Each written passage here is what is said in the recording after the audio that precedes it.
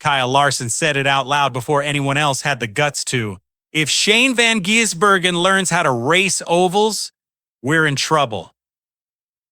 At the time, it sounded like a compliment, a bit of respect thrown at the Kiwi who just embarrassed the field on a street course. But listen to it again, slow it down. That wasn't praise, mate. That was a warning shot. And here's the terrifying part for every born and bred oval racer in that garage. SVG did learn faster than anyone thought possible. So let me ask you the question the paddock is too scared to say into a microphone, and is the American oval specialist becoming an endangered species? Because what started as one freak result in Chicago has turned into something NASCAR didn't sign up for, an invasion. And it's only getting worse. Let's get the numbers straight because the numbers are proper frightening. From 2023 through 2025, Van Gisbergen made 12 road course starts, 6 wins, an average finish of 7.6. That's not a driver, that's a cheat code. Everyone shrugged. Yeah, he's a road ringer. Park him on an oval and he'll be pack fodder. And for a while, they were right. On the ovals, SVG was invisible, mid-pack, fighting the wall. The Americans slept easy. Then 2026 happened. Suddenly, the bloke who couldn't crack the top 20 on an oval is posting top 5 oval finishes. North Wilkesboro, Iowa. He's not just surviving the ovals anymore, he's threatening on them. The road ringer grew a second skill set, and that's the exact nightmare Larson called 2 years early. But here's the thing nobody wants to admit. This was never really about Van Gisbergen being a genius. It's about the car. The next-gen car changed everything, and I mean everything. For 70 years, a NASCAR Cup car was its own weird animal. Solid rear axle, H-pattern 4-speed gearbox you had to slam through, a truck-arm suspension that behaved like nothing else on Earth. If you grew up racing sports cars or supercars, stepping into one of those was like being asked to write with your wrong hand. It took years to unlearn your instincts. Then in 2022, NASCAR blew it all up. The next-gen car runs an independent rear suspension, 5-way adjustable Öhlins dampers, the exact philosophy you'd find under a GT3 car or a supercar. It's got an X-Track 6-speed sequential transaxle mounted at the rear, rack and pinion steering, 18-inch aluminum wheels with low-profile tires. Read that list again if you're a road racer. Independent rear, sequential box, low-profile tires on big alloys. That's not an American stock car. That's your Tuesday. That's the car Shane van Gisbergen won 3 Supercars championships in. That's the car Brody Kostecki drove to a title in 2023. NASCAR built a car that speaks the Invaders' native language. The gap that used to take years to close, the next-gen car shrunk it down to months. The learning curve got deleted, but the car is only 50% of the story. The real nightmare? That starts somewhere the cameras never point. Here's the bit the mainstream coverage completely misses. The technical secret nobody explains properly. Ask a lifelong oval racer how they enter a corner, and they'll tell you, brake in a straight line, get off the pedal, roll the middle, get back to throttle, clean, committed. It's a rhythm baked in since they were kids on a bull ring.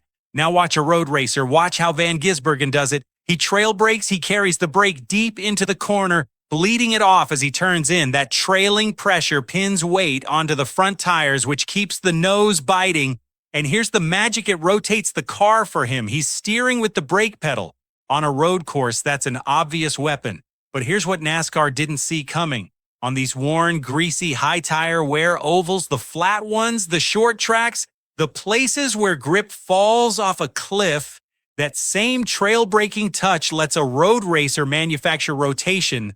The veterans can't. When the tires go off and the car won't turn, SVG just leans on the brake a fraction longer and the nose comes around. He's using a road course tool to solve an oval problem. The Americans never needed that tool, so they never built it. And you can't learn a decade of brake feel in a debrief.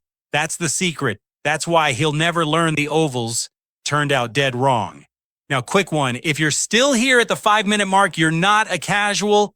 You're the 1% who actually wants the why behind the result, not just the highlight reel everyone else settles for. So do me a favor and hit subscribe. This channel is where we decode the stuff the broadcast skips. No fluff, just the racing. Right back into it because there's another layer, and it's the one that should genuinely keep NASCAR's stars up at night. The old NASCAR was a feel sport. You felt the car, you told the crew chief he made a change, you felt it again. Beautiful. But it favored the veteran with 20 years of feel in the bank. The Invaders don't come from a feel culture.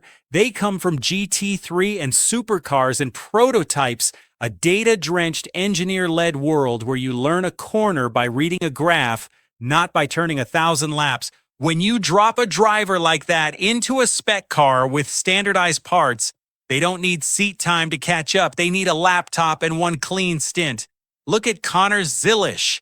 19 years old, sports car pedigree, full-time cup ride at Trackhouse in 2026. The paddock literally calls him SVG's biggest road course threat, and he's a teenager. This isn't one lightning strike anymore, it's a pipeline. And it's not just the ones already in the seat. SVG kicked the door open in 2023, and the whole supercars grid noticed. Brody Kostecki followed. Cameron Waters, Will Brown. There's a proper traffic jam of Australian and international talent now eyeing NASCAR dates because they've done the maths. The car suits them. The tools suit them. The data culture suits them. Even Kamui Kobayashi, a Le Mans winning Formula One veteran, has taken his cracks at the Cup Series. The message to every road and sports car ace on the planet is loud and clear. The ovals are learnable now. The moat is gone. For a generation of American oval specialists who built careers on one very specific, very hard-won skill, that's the gutting part. The thing that made them irreplaceable just became teachable. So where does this leave us? The next gen car handed the outsiders a machine that speaks their language. Trail breaking gave them a weapon the veterans never had to build.